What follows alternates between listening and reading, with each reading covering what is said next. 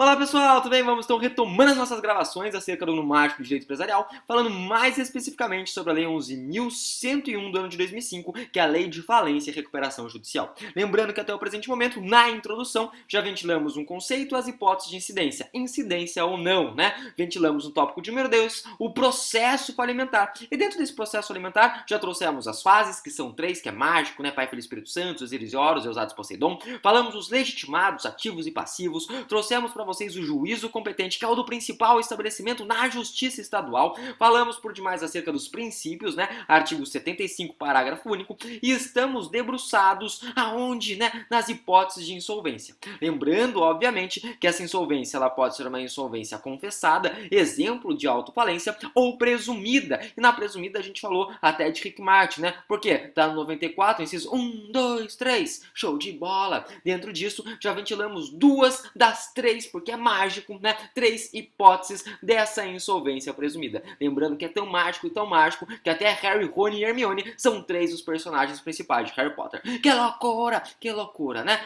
Dito isso, vamos além. O que nós já pontuamos? Dentro dessa insolvência presumida, falamos inicialmente da impontualidade injustificada. Impontualidade justificada, 94 inciso 1, só lembrando, né, são 3 os elementos, ou seja, o sujeito não paga na data do vencimento, show de bola, o quê? Um título que já está protestado, né, que cujo valor seja superior a 40 salários mínimos. 3 os elementos também, é tipo Hanlo que leia, que loucura, prof, até arrepia, né, show de bola. Vamos além e entramos daí na execução frustrada. Execução frustrada, 94 inciso 2, né, 94 inciso 2, lembrando, é aquele sujeito que não paga, não deposita, né? E não nomeia bens a penhora. 3 coisas, porque é tipo o quê? É Aragorn, Legolas e Gimli. Que loucura, prof, né? Tô entendendo. Exatamente. Lembre-se tão somente que na execução frustrada, né? Não importa o valor, não importa a quantia. Essa é a dica. Show de bola. Terminamos então a segunda hipótese de insolvência. Só que o que é importante falar? É importante, a partir de agora, nos debruçarmos na terceira hipótese. A terceira hipótese, ela está esculpida no artigo 94, inciso 3. E nós temos inúmeras alíneas lá, né? Então, 94, inciso 3. O que é isso? São os chamados atos, né? Atos. Atos do quê? Atos de falência, né? São os atos de falência. Gente, importantíssimo frisar. O quê? Primeiro detalhe, esses atos de falência, eles trazem uma insolvência jurídica. Como assim uma insolvência jurídica? Aqui, gente, nós não vamos observar o ativo e o passivo da empresa. Isso não nos interessa. Em outras palavras, se realizou qualquer um desses atos, né? Se realizou qualquer um desses atos, é presumidamente insolvente. Óbvio que tem uma advertência. Qual a advertência? A seguinte, né? A gente tem que observar o plano de recuperação judicial. Porque se um desses atos estiver no plano de recuperação, daí tudo bem. Daí so far, so good. Mas se não tiver, né, o que acontece? É uma insolvência presumida. Beleza. Então, se trata de uma insolvência jurídica. Começamos com essa observação. É uma insolvência jurídica. Não importa o ativo e o passivo. Indiferente essa análise. Indiferente o balancete. Show de bola? Balanço geral. É essa a ideia. Beleza. Tudo tranquilo, né? Tudo sossegado. Em razão disso, né, nós temos uma outra observação a ser trazida. Qual que é a outra observação? Se o sujeito ele traz um título, né, um título executivo, não importa se esse título executivo ele já está vencido ou não está vencido. O que importa aqui é tão somente a realização, a concreção, a materialização de qualquer um desses atos, né? Em outras palavras, o credor que possui o título não vencido, ele pode, obviamente, fazer o requerimento, o pedido acerca da falência de eventual empresa, né?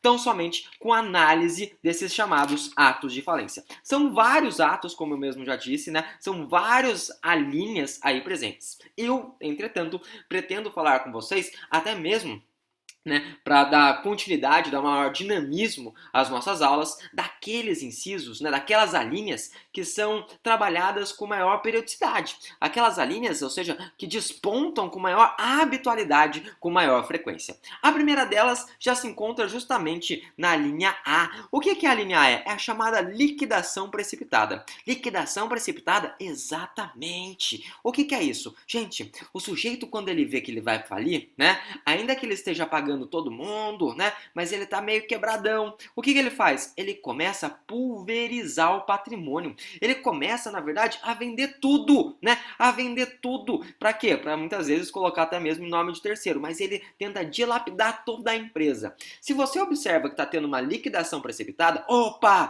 putaria, 50 tons de cinza, que também é mágico, né? Porque são 3 aí os livros, né? 50 tons de cinza, 50 tons mais escuros e 50 tons de liberdade. Que loucura, prof, que loucura, né? Exatamente. Então, esse é o detalhe. Se você nota que tá rolando putaria, tá rolando uma liquidação precipitada, o sujeito, então, ele pode falar, isso é um ato de falência, é uma insolvência presumida, razão pela qual eu vou, então, pleitear aí o que? A falência daquela empresa. Show de bola, sem grandes entraves, sem grandes dificuldades. Essa é a linha de número A, né? A segunda linha que eu quero trazer com vocês é a linha de número D, né? Que vai falar justamente aquela hipótese que o sujeito ele simula a transferência do estabelecimento principal.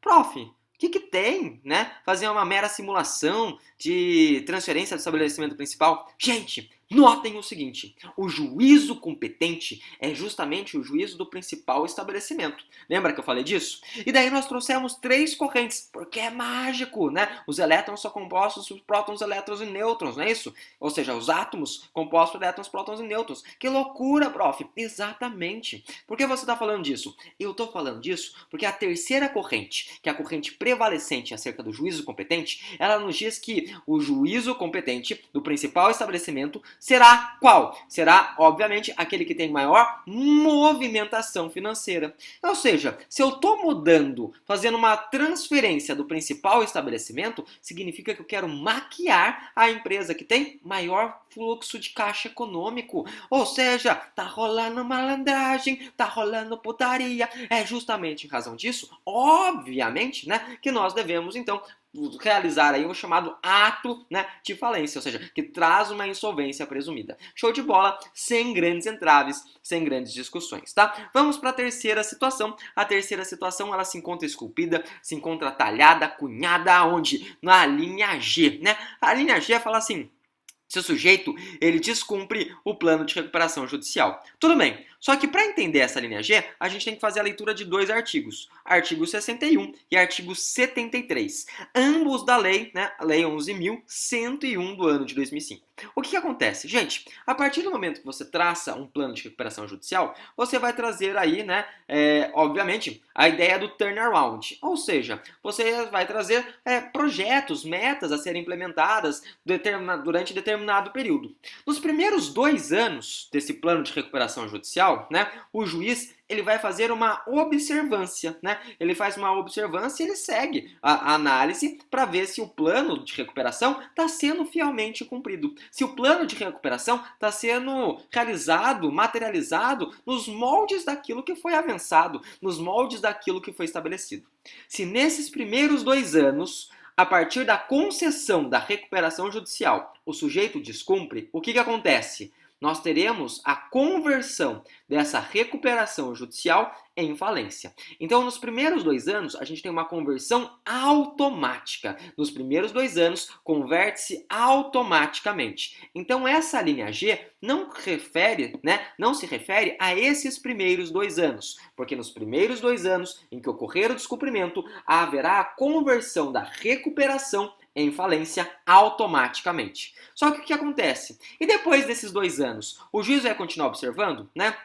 O juiz ele não observa com periodicidade, né? Então o que acontece? Se descumpre depois desses 2 anos, né, da concessão, o que acontece é que vai surgir chamado ato de insolvência, né? Dessa insolvência presumida, um ato de falência. Em outras palavras, se for materializado depois dos 2 anos, nós teremos um ato de falência, né, que gera uma insolvência presumida e que gerará a possibilidade de qualquer legitimado ativo pleitear a falência do legitimado passivo. Essa é a ideia. Então, depois de 2 anos do plano de recuperação judicial, né, nós temos essa a linha G. Primeiros 2 anos, automaticamente. Depois, os próximos 2 anos, é essa hipótese do ato de falência que gera uma insolvência presumida e que, obviamente, ensejará a propositura do eventual pedido. Tudo bem? Essa seria, então, a terceira situação. Prof, quantas situações o senhor quer trazer,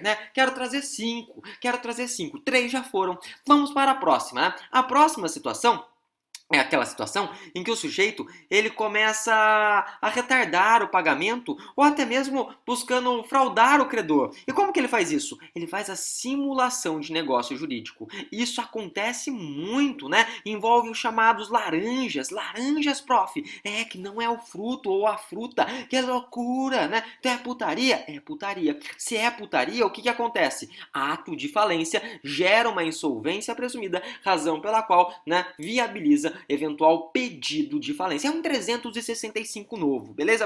Show de bola, sem grandes entraves, sem grandes dificuldades. E para acabar, o que acontece, Para acabar, a gente pode falar daquela situação, daquela hipótese em que o agente ele se ausenta, Ele busca se ocultar. Ou seja, se ele está se ocultando, ele está se ocultando por alguma razão, Ele está abandonando o estabelecimento. Para quê? Justamente, para se furtar. Se furtar muitas vezes de uma eventual execução. Então, se ele abandona, ele tenta se ocultar, é o que está previsto na linha F, significa, que ele está, então, de certa forma, querendo, obviamente, se furtar de uma execução, razão pela qual, então, nós teremos essa hipótese, aí desenvolvida, desenhada, de um ato de falência que gera uma insolvência presumida e que também dá lastro, dá a possibilidade para o pedido falimentar. Bem, dito isso, então, nós terminamos a insolvência presumida. E no próximo bloco a gente dará o start no tópico de número 3. Tópico 3 exato, porque o tópico 2 era uma noção do processo falimentar. A partir de agora falaremos do processo propriamente dito. Falaremos do procedimento falimentar. Que loucura! É essa a ideia a partir de agora. Dito isso, então, deixo para vocês um forte abraço e até lá, obviamente, excelentes estudos. Até mais, gente. Tchau, tchau.